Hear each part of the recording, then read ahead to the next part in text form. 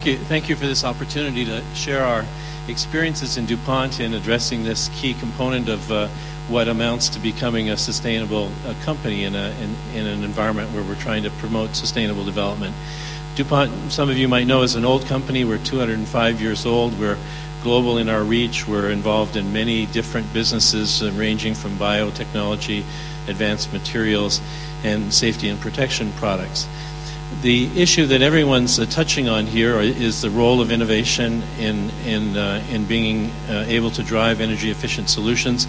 We believe in DuPont that that truly is key, that the objective here, or the critical success factor, is in fact creating an environment where innovation is fostered and then prioritized to be able to pursue very specific targets.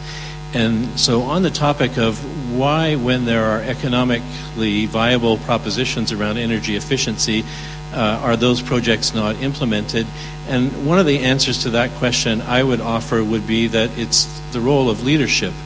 Leadership's role in business is to sift through all those economic opportunities to be able to create shareholder value and then prioritize around them. So you have to make a choice to be able to pursue energy efficiency as part of your target. And certainly that's what our history or our experience in DuPont has borne out. We set our first set of sustainability goals in the early 1990s. They were very specific targets. It was a top-down process insofar as we created a vision in the senior management of the company that this thing was something that was important for our company's future and important for our stakeholders' future, and we drove specific targets. We had those flow down through the organization and get sorted into the various different places where the opportunities were the greatest. And by 2007, the targets that we had set for ourselves to achieve by 2010 were in fact all met in advance. So we reduced our greenhouse gas emissions by 73%. We reduced our total energy consumption by 6% in spite of having production increased by 40%. So that's not an intensity target, but that 6% reduction is an absolute target.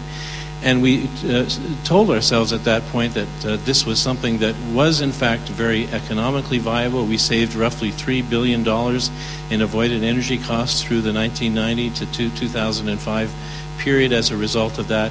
And we were then ready to shift into the next phase of sustainability, and that has to do with not just reducing our own environmental footprint within the company, but in fact taking that innovation and technology and putting it in the hands of our customers, in fact to enable them to make the same kinds of gains that we were able to make in DuPont ourselves.